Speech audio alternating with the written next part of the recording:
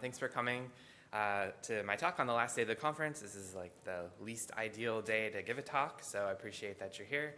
And today I'm going to talk about some of our ongoing work looking into the genetics of adaptation and speciation in chickadees, which, just show of hands, who's seen a chickadee at a feeder, right? That's partially why we work on them. So you're going to get two chickadee talks in a row, one that should have been given by Georgi Semenov, but I will give. He's a research associate at my lab who's done all of this work that I'll present. And then Amber is up next, one of our close collaborators on this, as well as Zach Chevron, Tim, Carrie, Ben, and others. So I understand that you probably are interested in hybridization because you came to Hybridization II. The reason that I'm interested in it, and I think many of us are interested in it, is because we can use hybrid zones and hybridization. Well, that's 1 minute late, Quebec. To understand the genetic basis of phenotype, which we've done in many different avian systems, and sometimes those phenotypes are relevant to species barriers, like you saw maybe in Sheila Turbeck's work. But most of our recent work has focused on understanding the other side of hybridization, so not using admixture to map traits necessarily, but to try and understand why when species co-occur or reach secondary contact, they don't just blend into one another.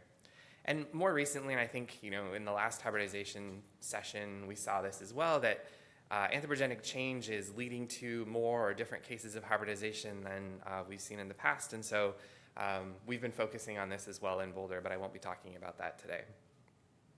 So the North American chickadees are the group that we really focus on in the context of our understanding of hybridization and speciation. And there are 7 species in North America.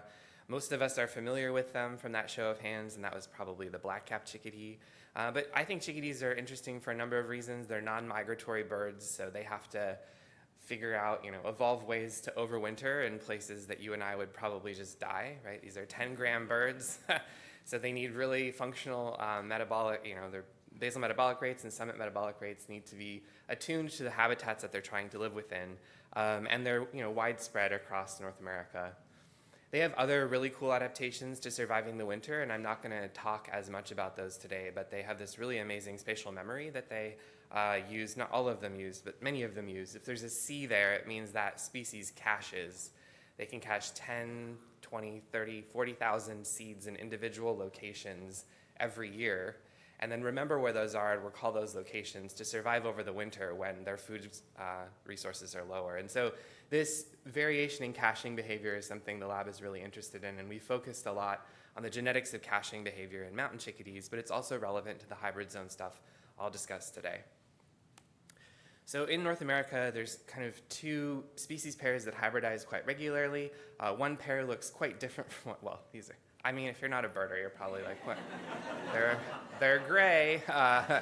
Yes, they are. But black-capped at the top and mountain chickadees will hybridize. They look the most different. And we've done a lot of work in mountain chickadees exploring the genes and gene networks that underlie this cognitive phenotype that is highly specialized in mountain chickadees and other species as well. Today, though, I'm going to focus on these 2. And yep, they are different species, about 1.5 million years divergent, but morphologically very, very hard to tell apart. So even Bob, this is being recorded, but whatever. Bob Curry, who's worked on these for 25 years, like even in the hand, it's really difficult to know what you're holding. And if you're in Pennsylvania, it's not even worth trying unless you take their blood.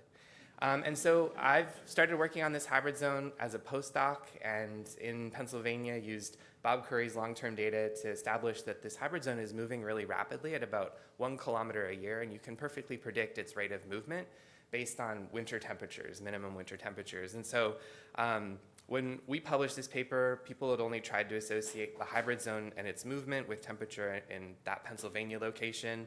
But more recently, another transect was sampled in Missouri, and it's moving much slower, but the rate of temperature change is also much slower in that part of North America. You can see the red indicates faster change, and so we think there's good evidence that this hybrid zone is responding directly to climate change. But the big question, and one that I think many of us are interested in this room, is, in this case, this hybrid zone is staying quite narrow. So even though it's moving at a rate of 1 kilometer a year, it's not widening. There seem to be pretty strong costs to being a chickadee hybrid, at least in certain contexts. And so from work previous to me starting to work in this system, we know that early generation hybrids have reduced metabolic efficiency, so they're spending more energy just to exist in the same room as black-capped or Carolinas. And then more recently, and Amber's going to talk more about this in the next talk, wild-caught hybrids have reduced cognitive function. So the things that I said are important for a chickadee, you have to keep yourself warm over the winter and remember where your food is, are both impaired in hybrids. So you could imagine that a cold snap might be particularly bad for a hybrid chickadee. So, weird. Anyways, someone's calling me and I don't, anyways, doesn't matter. Yeah, I'm not going to answer it, I don't think. Okay, so in one way that you can try and understand what's relevant or what's important in terms of selection against hybrids is to use geographic replication of a long hybrid zone. And so this hybrid zone extends from New Jersey to Kansas, but has mostly been studied in eastern North America with long-term studies like Bob Curry's and Amber's in Pennsylvania.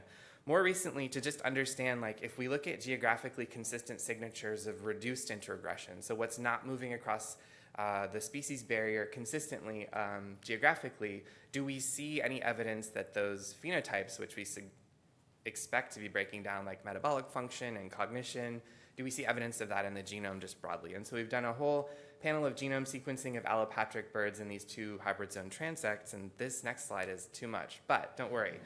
Basically, the top is just showing you that the two transects have similar proportions of early generation hybrids in the middle, that the mitochondrial type, which is in those pie charts below, kind of transitions rapidly across the hybrid zone, as does the genome-wide average hybrid index, that these triangle plots are showing there's some individuals that are earlier generation hybrids, but most things are either Carolina-like in red or black-cap-like in blue. And then the two plots, the Klein plots, those are genomic Kleins, are showing that there are regions of the genome that do not behave the way you'd expect if they didn't matter. So if they're behaving in a non-neutral manner, and they're mostly concentrated on the Z chromosome, which you can see on the bottom.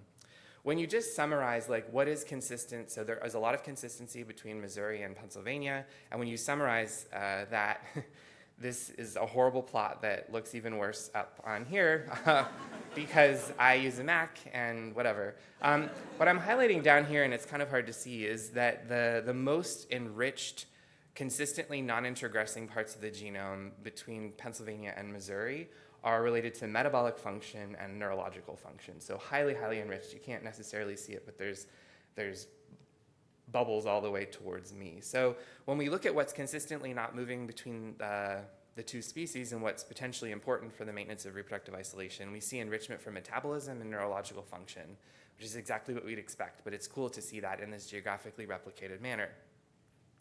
So the next step then is trying to understand mechanistically what's going on, which requires driving chickadees from Pennsylvania to Missoula if you have collaborators that are widespread, and then buying them a hotel room so they all can stay warm, and lying to the hotel about how many are in the room.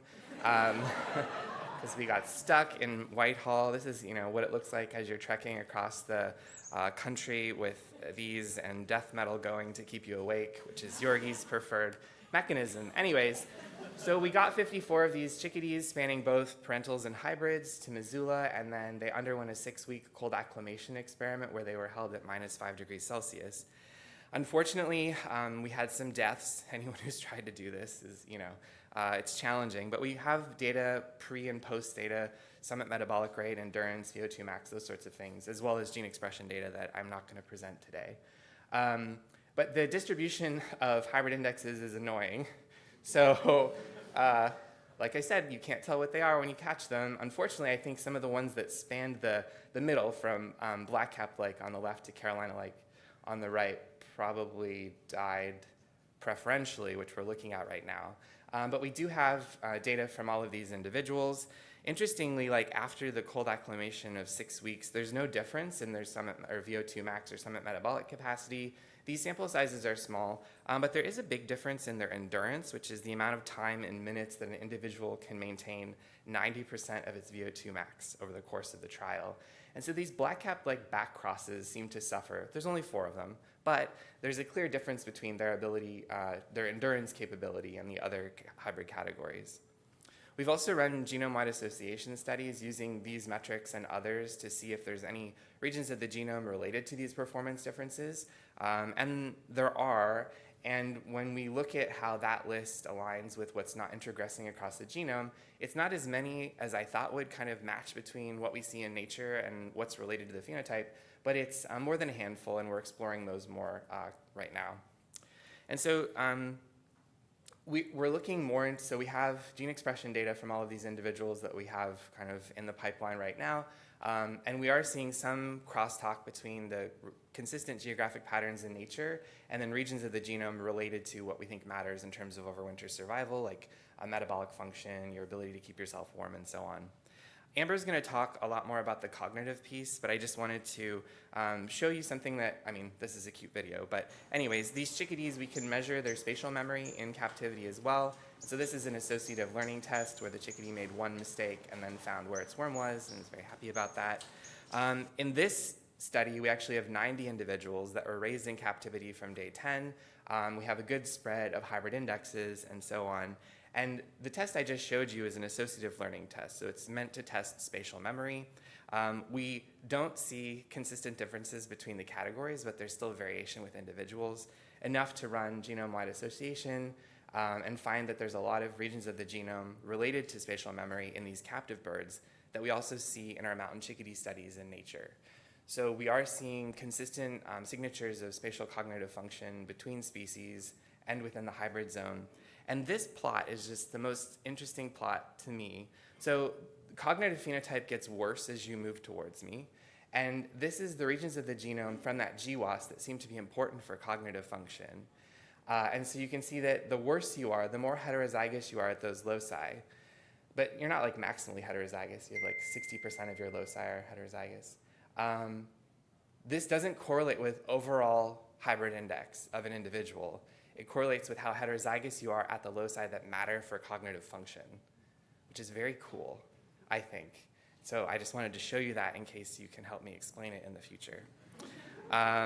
So yeah, genome-wide hybrid index isn't correlated with performance, but heterozygosity at these loci is, which you can think about as you back across how selection might act on these admixed birds. And so I think these ones up here are the closer to early generation hybrids, and then they quickly become Carolina-like. Anyway, so we have lots more to do, but for now, we see this geographically consistent outlier from a metabolic and neurological function perspective, that there are some loci that we're finding associated with the phenotypes we're measuring in controlled common garden settings that relate to patterns we're seeing in nature of lower movement across the hybrid zone of certain gene regions. And then there's this really interesting piece we want to explore more about how heterozygosity at the loci, some of the loci related to cognitive function, seems to lead to poor performance. There's obviously a lot more to do, so that means I can keep coming to conferences, which is great. Thanks so much. I can take questions.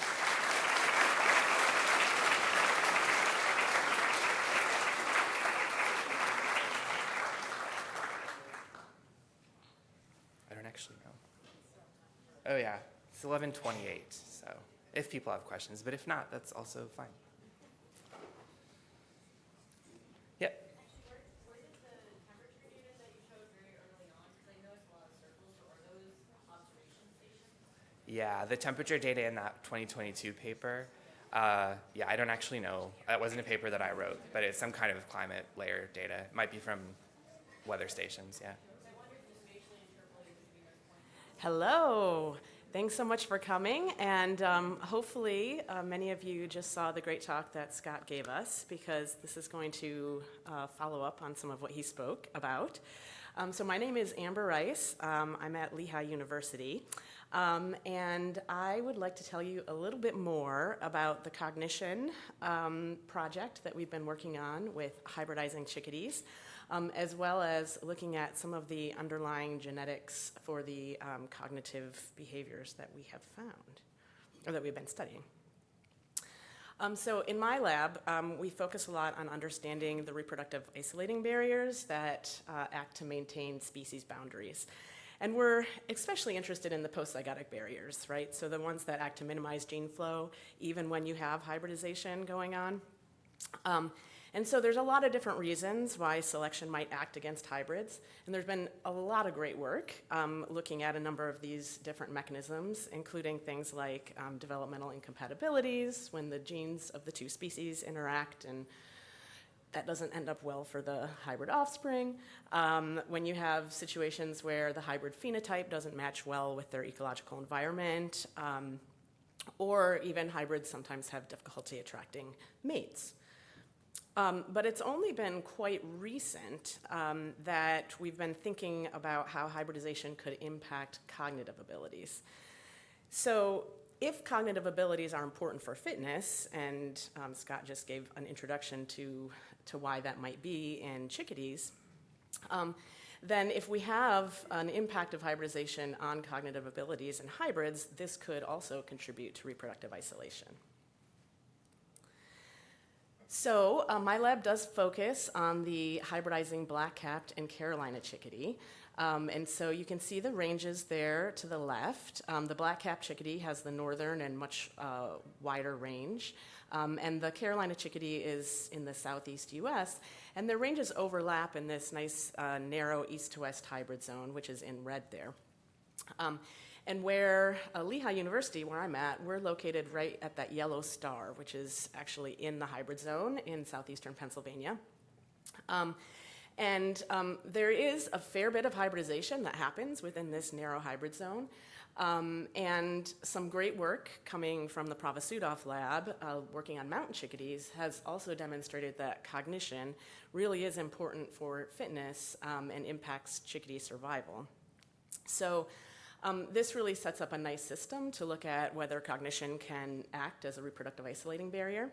And then one other note about this system, which Scott already mentioned, is that the hybrid zone is moving northward quickly with climate change. So I'm going to come back to why that could be related to the behaviors that we've been looking at. So previously with wild-caught chickadees, we did some testing on their problem-solving ability, which could be important for fitness, particularly when you have unpredictable or rapidly changing environments, which again, as we just mentioned, with climate change, that seems to be relevant here. And so the way that this test goes is that there's a block of wood there with a little well drilled in it, and in the well, we put a wax worm, what the chickadees really like, and it's covered with this transparent washer. So they can see the worm, but they have to solve the problem of how to get to the worm, and the solution is to push the washer from the side to access the worm. And so we did this with wild-caught birds and found that for the hybrid chickadees, they were much less likely to solve this problem than either the black-capped or Carolina parental taxa were. So this was pretty interesting to us, and we decided to go ahead and do a study looking at controlling for environmental variation and asking whether we still saw these differences between hybrids and parental taxa in their ability to solve these problems. So we collected chickadee nestlings across our hybrid zone transect in southeastern Pennsylvania at about 10 days of age. And so that's what they look like there in my hand. You can see they're quite tiny and barely have feathers, just starting to grow. So we reared them under common conditions and for about 5 months before we then did the problem-solving test that I already told you about. And then I'm also going to tell you a little bit about another test that we did looking at their response to novelty. So those tests that we did at about 5 months of age were done in individual cages in our animal facility under common conditions. So I already told you about the problem-solving test, and we really did it just exactly the same with the same kind of wood block and transparent washer. The response to novelty test is supposed to give us a sense for the bird's ability to learn that an object which is new and novel, but it's non-threatening. And this could also be a pretty important aspect of cognition when the environment is rapidly changing. So to test this, we first gave each bird their standard food cup. That's the white one on the left that you see. And the seeds that are always in there were there, and we put one of these waxworms that they really love on top of the seeds, and we just measured how long did it take for these birds to land on the feeder, to take the worm, etc. So that was the control test. And then after that, we gave them this novel feeder, which was red and had these big red pom-poms on it. And we hung it in the same place as their feeder usually is. And again, looked at how long did it take them to land on the feeder, how long to take the worm, etc. And as you can see, so on the right, you can see one of these chickadees actually taking the worm from the novel feeder. We definitely observed that they tended to try to avoid getting very close to that novel feeder. I mean, this is the exact same bird as on the left with the control feeder. So, so there seems to be some difference in how they were approaching this weird red thing with yummy food in it. Okay, so what did we find with our captive reared birds? So here's the problem-solving results. So remember, those hybrids did a lot less well, the wild-caught birds, than the parental black-capped and Carolinas. But when they were captive reared, they were equally likely to solve this problem. And so we did not see any difference with these captive reared hybrids. When we look at the novelty test, we didn't have any data on this from the wild-caught birds. But this first graph is showing the difference between how long it took them to land on the novel feeder compared to landing on the control feeder. And what you see, it's a weak trend that the hybrid females took longer to land on that novel feeder than anybody else. But when we also look at how long did it take them to take the worm from the novel feeder compared to taking the worm from the control feeder, pretty much no difference across the board. So very, very weak differences here with the novel response to novelty across our different groups. So this was surprising to us because we had those results from those wild-caught birds. And so our question then became, well, why? Why did the wild-caught birds, but not the captive-reared chickadee hybrids, show this reduced problem solving? And this takes us back to something that Scott was telling you about. There has been some work showing that wild-caught hybrid chickadees have higher metabolic rate and so are probably much more inefficient when it comes to their metabolism, which means that in the wild they probably have reduced energy availability, and this could certainly impact their neural development and their cognitive ability. Now, if we think about what is different between our wild-caught birds and the ones that we reared in the animal facility, we fed those captive-reared birds very well.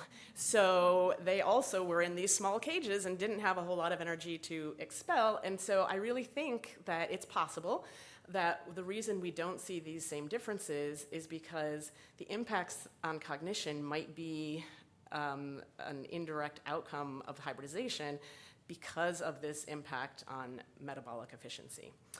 So we need to do some additional digging, but definitely some of the work coming out of Scott's lab is kind of supporting this importance of metabolic efficiency. So moving on to some of the additional information we've been able to get out of these captive reared birds, we did have a nice range of admixture in these birds that we collected from across the hybrid zone transect.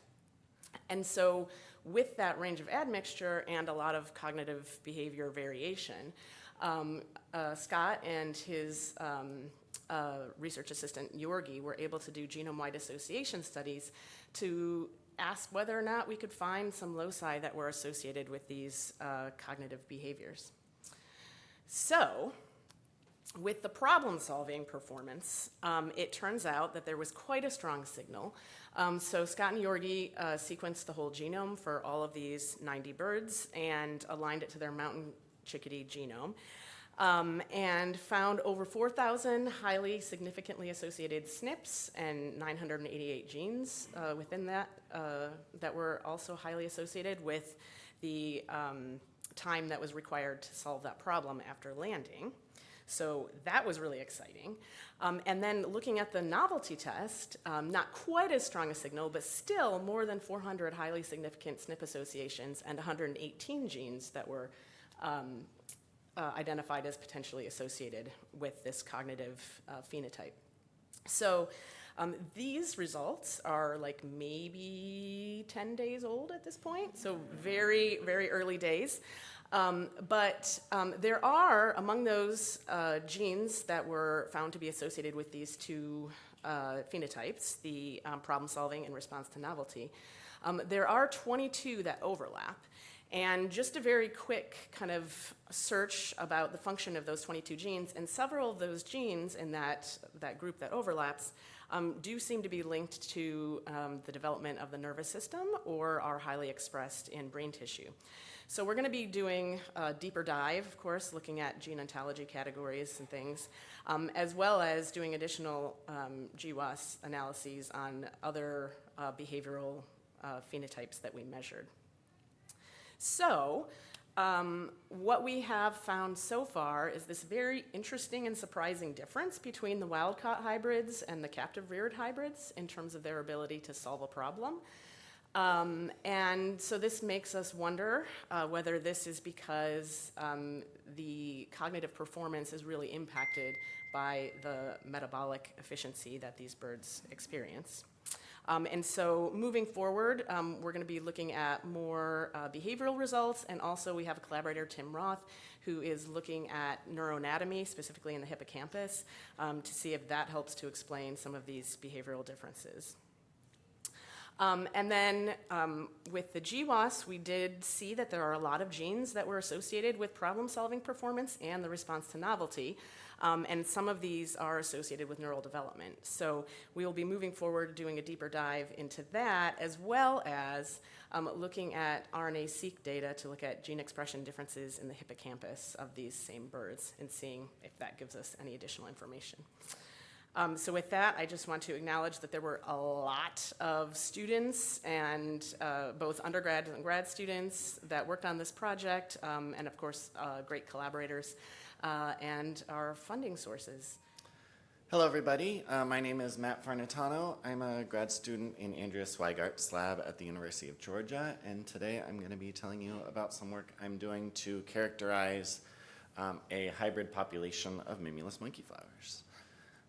So we can think about what happens after an initial hybridization event, and we've seen lots of talks throughout this conference with many different possible outcomes of hybridization, ranging from these hybrids are unfit, they don't survive, and they don't really contribute much to future generations. Or maybe those hybrids end up back-crossing to one of the progenitor species, and we can get small amounts of introgression of certain regions of the genome into those progenitor species. You can also imagine that sometimes hybrids might form their own unique lineage that becomes reproductively isolated from the progenitors, and we might call that hybrid speciation. And of course, there's a ton of intermediate outcomes between these different possibilities. So one of the things I'm interested in is what causes these different outcomes after an initial hybridization event. And we can think of a few different factors that might affect that. How fit are the hybrids in the wild? Do they have some kind of intermediate niche that they can fill, or are they directly competing with their progenitors? And how reproductively isolated are hybrids from the progenitor species? And I'd like to point out that all of these outcomes can definitely be influenced by environmental conditions in the hybrid zone. And so I'm going to be thinking about how does environmental heterogeneity influence the dynamics of a hybridizing population. And we can think about heterogeneity both across space, so you might have different patches that favor different amounts of hybridization or different amounts of reproductive isolation, and then temporal heterogeneity, which might affect the fitness of hybrids or the amount of reproductive isolation. And to understand this, I'm using Mimulus guttatus and Mimulus nasutus, which are a pair of monkey flowers that diverged about 200,000 years ago. One is large flowered and predominantly outcrossing, and then the other one is a small flowered, mostly selfing species. Unlike the bird system we just heard about, where you have distinct ranges with an area of secondary contact, these species, their ranges are almost completely overlapping. So the scale of potential contact and hybridization is much more mosaic and patchy throughout their range. And we're focused on one area where they do co-occur and come into contact, highlighted there at the border of Oregon and Washington. And at this site, I am looking at data that is the beginning of what will hopefully be a really cool long-term study of this hybrid population.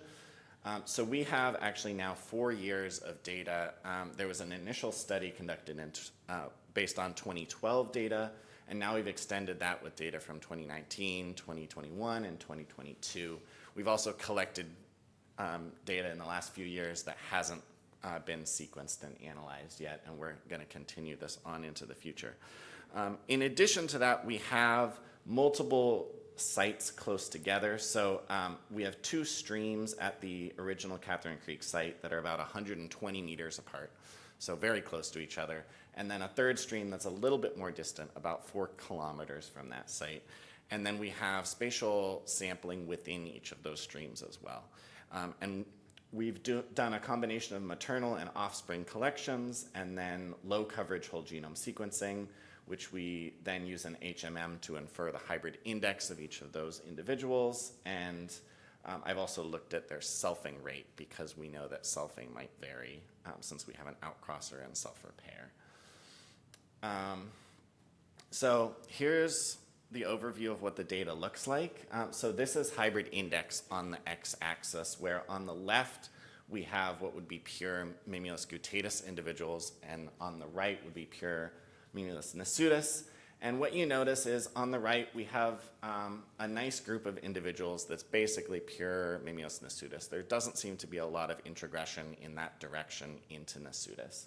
But on the other side, it's pretty complicated. And we actually have very few individuals that seem to be 100% guttatus with that hybrid index of 0.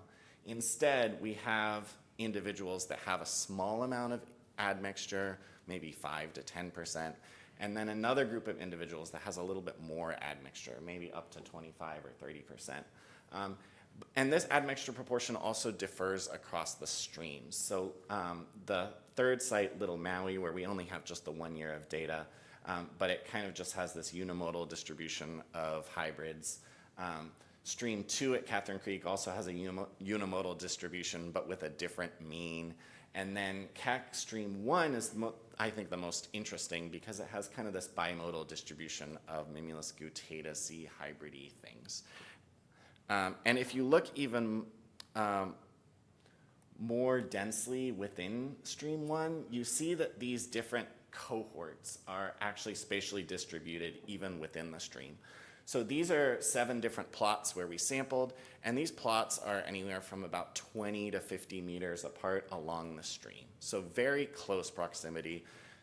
If these plots were in this room, there would be probably multiple plots here, and one of them might have nasutus, one of them might have admixed individuals, one of them might have the more guttatus individuals. So they're very close together, and bees can definitely very easily travel between them. But we still see this spatial segregation, and even more so, the spatial segregation is consistent across years. So the same plots where we find admixed individuals, we find about the same admixture proportion if we go back over multiple years. So that's really interesting, and makes us wonder what is contributing to this stability across years. And one possible contributor that we think is important, but I'm not going to talk too much about today, is microhabitat isolation. So if you've been to one of the many Mimulus talks throughout this conference, you might have known that water availability is really important for these species, and there are differences in water availability throughout the stream depending on whether you're directly in the stream or up on a sort of mossy outcrop. And we know from previous studies that Mimulus guttatus and Nasutus have differences in microhabitat and differences in sort of drought escape adaptation traits. So it's plausible that there are also more than 2 of those microhabitats, and maybe hybrids are finding an intermediate niche. But beyond that, there's a few other forces that I think might be important here. One is mating systems. So I told you that Mimulus nasutus is a sulfur. We do actually recapitulate that in our data. We estimate a 98% selfing rate in our nasutus individuals.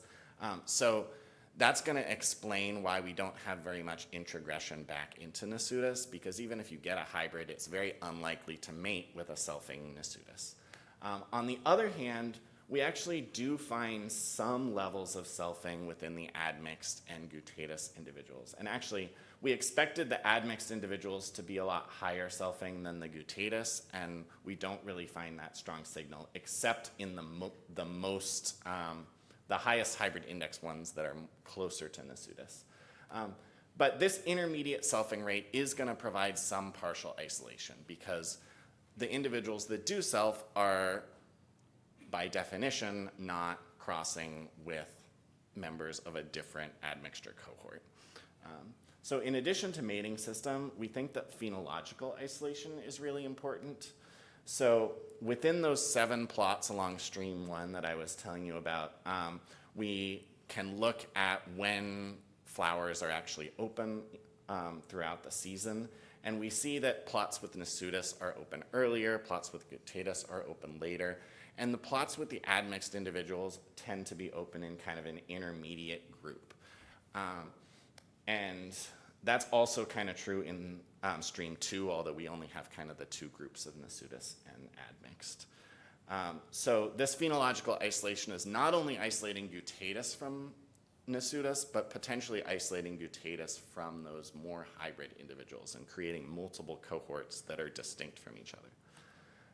But I said I would talk about heterogeneity over time. So we know that this area is very heterogeneous.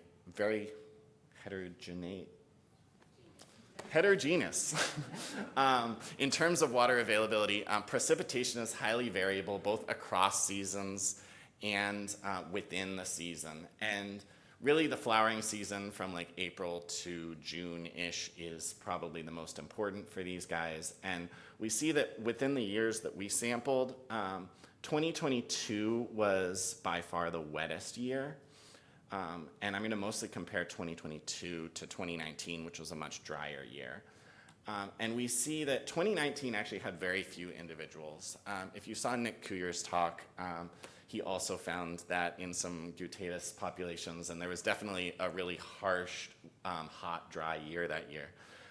But not only were there fewer individuals overall, but they had a smaller window of when they flowered. And what that means is those different cohorts of flowering had less overlap.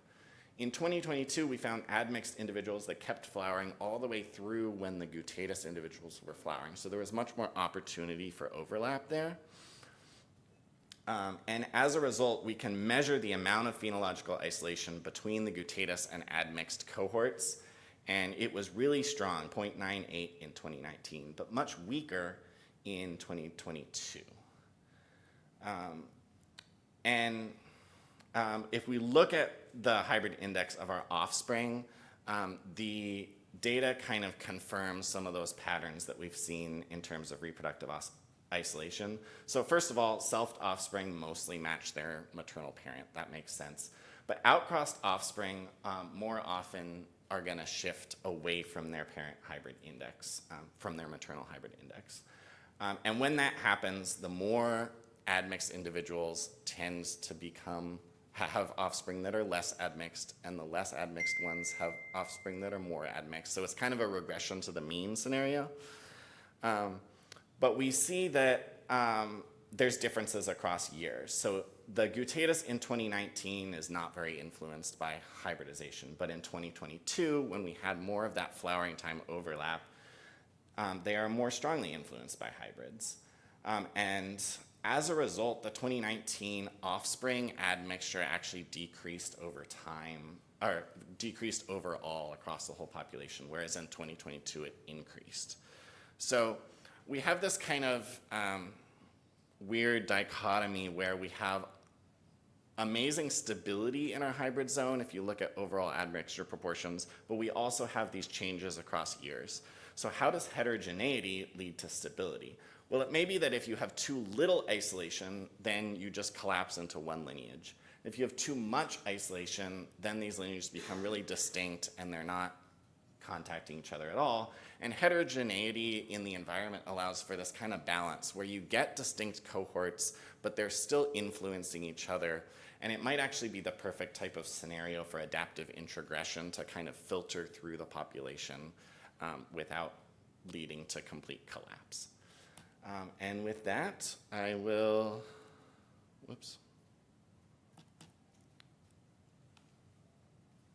There we go.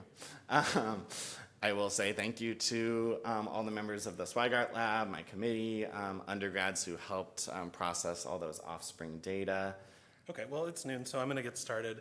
Thanks, everybody, for coming. My name is Sam Fellows. I'm a PhD candidate with Mike Dawson at UC Merced. There it is. And going to show you what I've been working on for the last several years and hopefully wrapping up in the next year or so. Continuously distributed species complexes diversify in really complex ways. They're influenced by climate, the geographic context in which they exist, and their population demography, among other things. All of these lead to population expansion and contraction over time, causing isolation and secondary contact in contact zones, and this promotes, the isolation promotes local adaptation, and the contact promotes gene flow. These can reveal what does or doesn't lead to divergence. The dynamics affect the overall complex, and phylogeography as a discipline often treats contact zones as binary, permeable or not to gene flow. But the processes involved in the permeability or lack of permeability in these regions have implications for the maintenance of local adaptation and diversity. How long are these contact zones persisting? How old are they? And are there any vestiges of reproductive isolation forming in them?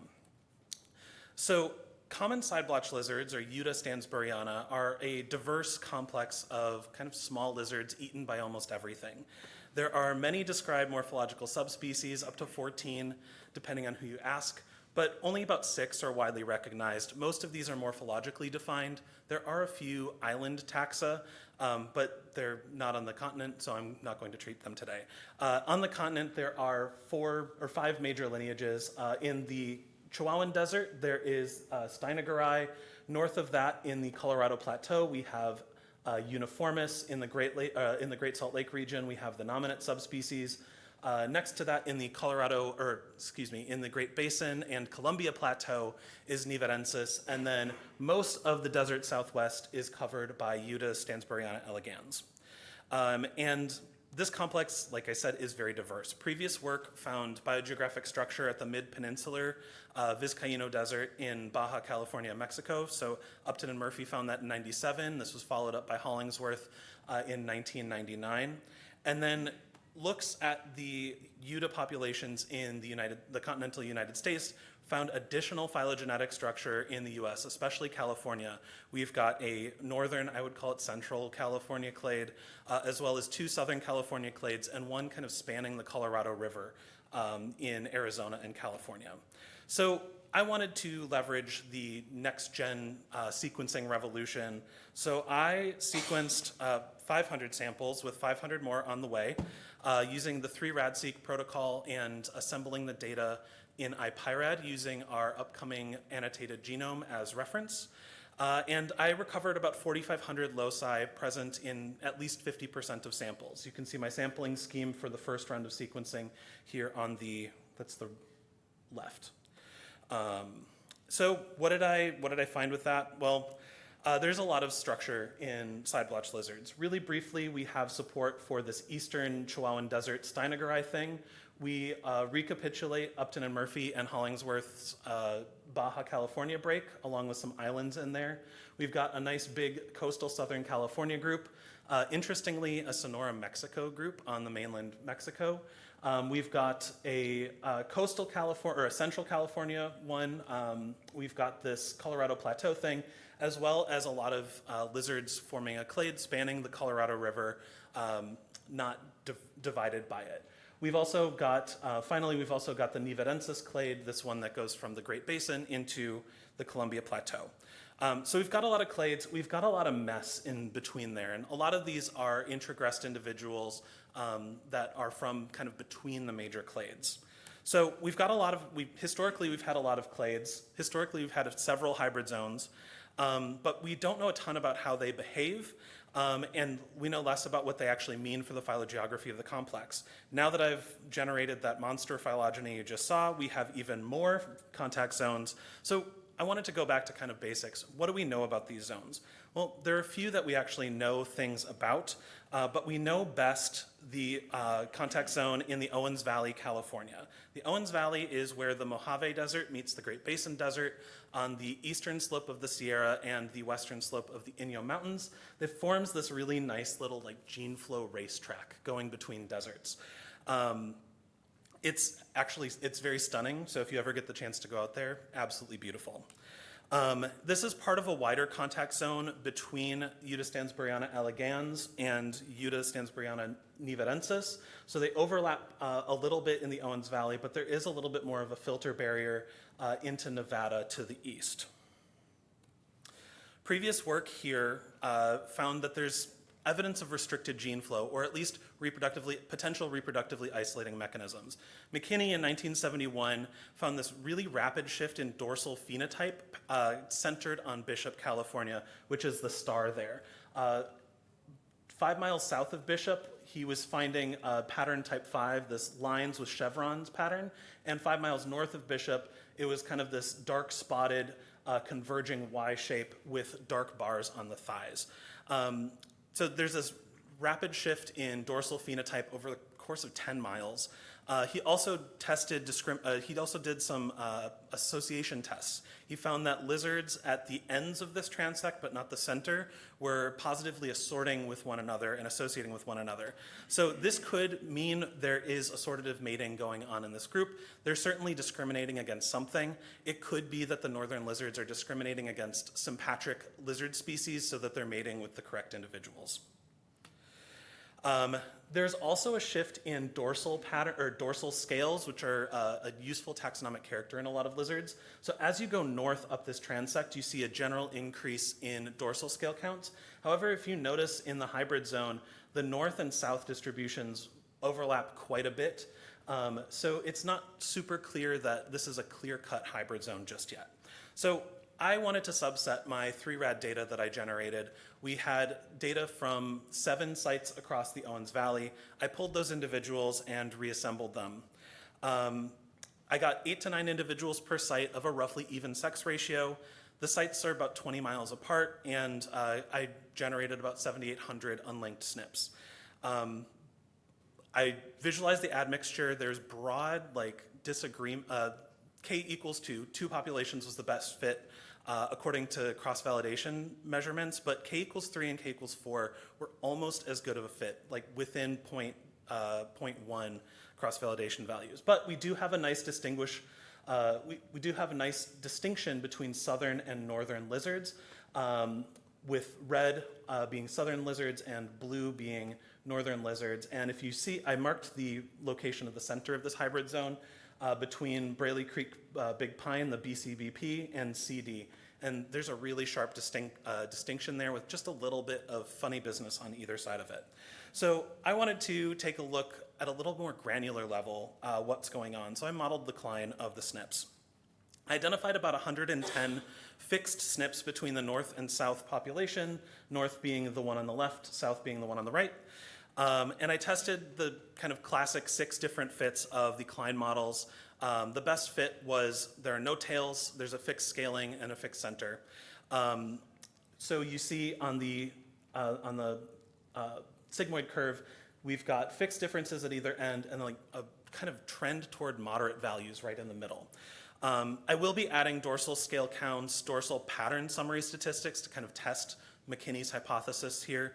but those are forthcoming, as well as environmental variables. I also plotted the distribution of scale counts across those populations on the top, and it kind of recapitulates McKinney's findings, where we have these higher values towards the north, and we start plummeting towards the south. But a lot of the northern sites broadly overlap. There's no clear moment these populations become distinct from one another. And I plotted these against McKinney's results with the x-axes as close to one another as possible. They look very similar. Mine are prettier.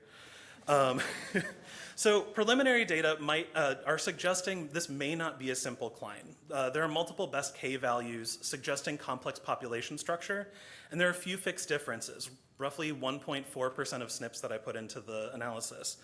There's also this rapid transition into the middle of the cline from either end. So this could be from gene flow from other populations or other directions. Maybe somehow these lizards are getting over the Sierras or over the Inos through a mountain pass or something. There could be a hybrid swarm situation towards the middle of things. So I wanted to address this with more data, because let's throw more data at it. I sampled 20 individuals of equal sex ratios per site, every 20 to 30 miles, all of these black spots running up the transect here. I collected morphological data and took photos in both ultraviolet and visible spectrum light to start looking at the effects of, or the way dorsal pattern changes across the cline as well. And I'll be using low coverage whole genomes. I expect to get about 2x coverage here. I did add a site between the northernmost and the next northernmost so that I have a little bit more dense sampling across this cline. The photo data that I will be taking, or that I did take, was multispectral photos. So I took I took photos in visible and ultraviolet light. I'll be superimposing them and using them to generate metrics of pattern diversity, complexity, et cetera. These are important to measure quantitatively. McKinney, did kind of coarse bins. I want to measure them as quantitatively as possible, because it is important to measure what the lizards are actually seeing, not what we think the lizards are seeing. So these populations have potential for multiple there's potential for multiple populations here, as well as human introductions. This is not the only area of contact for these two subspecies, and other work in this group has found that there's human-mediated dispersal of these lizards across the Channel Islands in particular, and especially in San Nicolas, one of the military bases in the Channel Islands. That introduction was probably as recent as 1940, with military equipment being moved from the mainland. The Owens Valley is home to a site called Alabama Hills. That's one of my field sites. It's beautiful. That's where they shot a lot of the Western movies. So maybe we have Hollywood lizards moving in, or maybe it's just lizards that are being picked up by campers and moved up the transect. So what about the phylogeography? Well, this contact zone could be broader than we think. There could be gene flow over a wider area or from other populations. There could be a hybrid swarm going on in the middle of this. And we know from theory that assortative mating may not be strong enough to actually prevent gene flow. It might just be a synergistic effect here. My data could also not be strong enough or sensitive enough.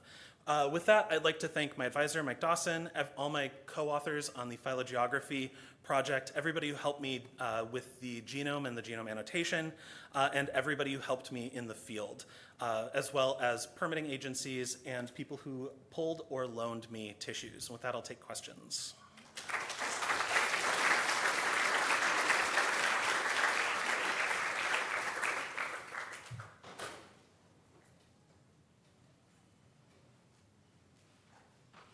Yeah.